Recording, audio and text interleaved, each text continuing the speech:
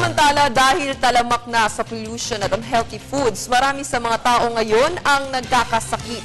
Kaya naman nauuso ngayon ang isang adult stem cell banking kung saan maaaring imbak ang cell at gamitin sakaling kailanganin ito.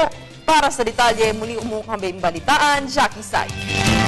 Sa modernong panahon na ating ginagalawan, dumarami na ang mga taong nagkakasakit dahil sa polusyon at mga pagkain ng puno ng preservatives, kung kaya't marami ang nangangamba sa kanilang kalusugan. Kaya naman nauuso ngayon ang pagbabangko ng stem cells. Dahil sa tulong ng stem cell banking, maaari nang kumuha ng backup help kung saan siguradong eksakto ang mga cells na tutulong mag-restore at mag-revive ng mga namatay na cells sa ating katawan. Sa ngayon, marami nang pagpipili ang klase ng stem cell therapy at isa na rito ang stem cell na nagmula sa fetus ng black sheep.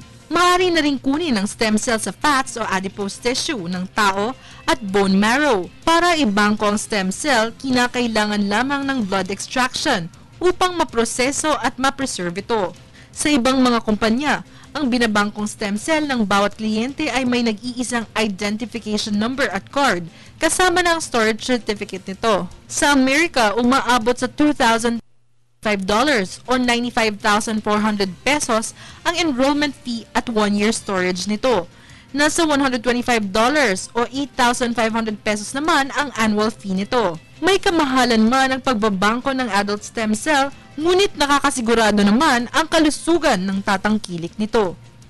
Para sa Telebisyon ng Bayan, Jackie Sai.